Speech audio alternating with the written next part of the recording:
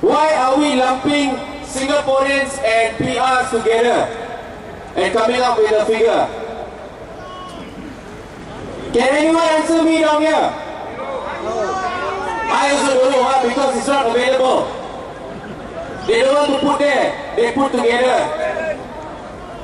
Okay, so now I ask in the mainstream media, I want to ask, I want to know, what is the unemployment rate of Singaporeans?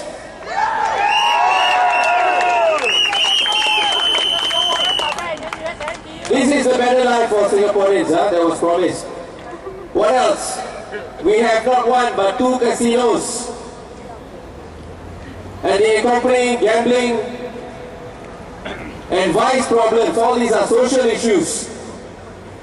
The Orchard floods, new ERP gantries, and the ERP price keep going up.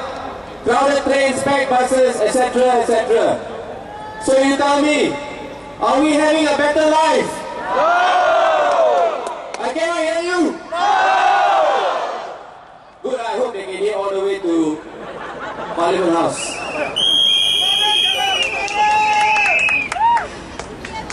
Okay, let me tell you who has it good lately. Who is having a good life? PAP ministers got a 20 to 30% hike in salaries and bonus last year. And the manpower minister recently said that Singaporeans got a 14% increase in salaries.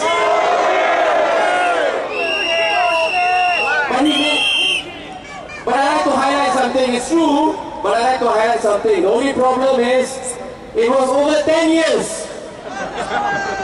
Not 1 year, 14%. Over 10 years, we got 14%. When you do calculation, it's only 1.4% average per year. So you go and figure that one out, okay? 1 year, they get 20 to 30%. We get 14% in 10 years.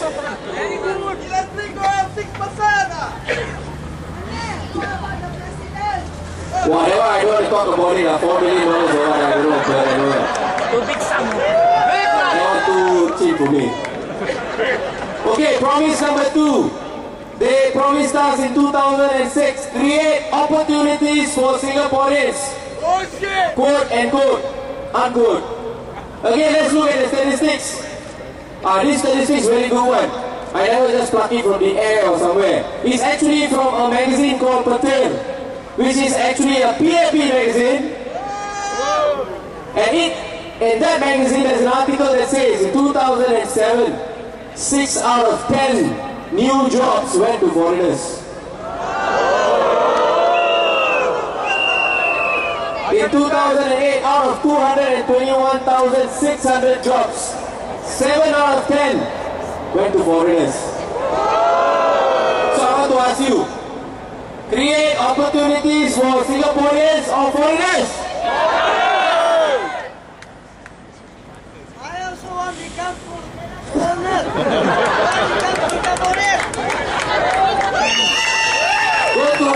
Go to Manpower Ministry. Promise number 3. Do more for lower income Singaporeans. As my colleague earlier said, you keep hearing lower income, lower income, lower income. From 5 years ago, we are still lower income, but now there's lower income. Next election, maybe lower income, I don't know. Okay? How many security guards are Singaporean these days? How many senior citizens are still working at McDonald's or in cleaning jobs? How much longer has the queue for rental flats grown? 1986, I was living in a rental flat in Marine Parade. My dad was holding 3 jobs. And so I know what it is like for someone to be in a rental flat. The hardships that you have to go through. And at the time, the queue for rental flats was, if I can put a size to it, probably a comparison. This is it. 1986. Now is 2011. How many years has gone through? 25 years. I can tell you the queue is this long now. Okay? So I want to ask you, has PAP delivered on its 2006 promise? No! So don't you think it's time you started looking at NSP as a viable option? And why NSP? The PAP 2011 manifesto is much worse. Now I'm talking about the recent one that came out. I was reading it. They keep talking about workfare, help the own homes, support children, bursaries. They want to keep giving you freebies and small little things. They don't want to look at the policy level, piecemeal solutions still. That's what we keep getting from PAP. No high-level policy-making decisions. That's why here it says, foster the spirit of volunteerism to help the lower income. What does that mean? I don't know. Volunteer to be low income or what? Where is the data and information on how the PAP was going to do what they claimed, either in 2006 or 2011? Where are the concrete plans on assisting lower income Singaporeans?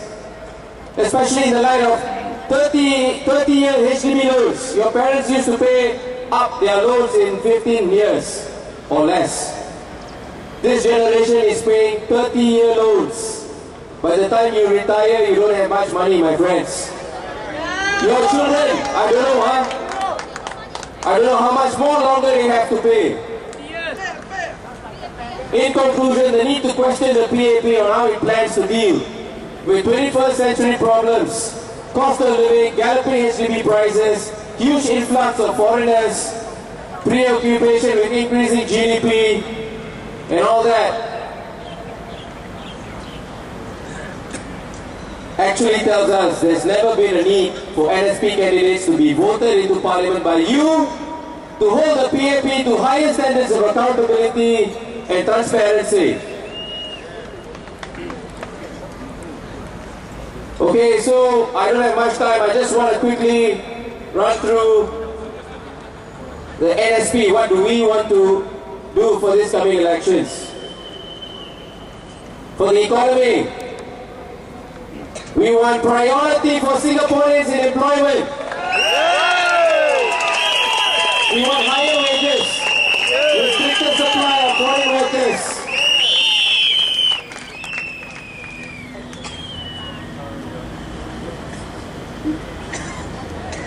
We should not focus on GDP growth, but instead wage growth for Singaporeans. And the ministers must be held accountable for your wage growth, not GDP growth. For housing, my colleagues will say more, but the main thing is we want lower prices for first-time buyers of new HDB flats. More compassionate rules and regulations to avoid homelessness. And upgrading for you no matter who you vote for in the future. Yes, don't threaten us. And I also want to just quickly say, if for Chua Chu Kang residents, are you here? How many of you here? Chua Chu Kang residents? Yes. Me and my team, we are standing in Chua Chu Kang. We have a constituency plan where we want to meet you more often, more meet the people sessions. We will come to your house if you have someone in the house who's disabled, cannot come and see us. We will visit you, that's a promise. And next time you go and see your MP, if I am your MP, I am not going to tell you, oh sorry, this is a policy, this is how you must follow. No. We are going to organize forums, we are going to listen to your views, and we will bring it up to the parliament.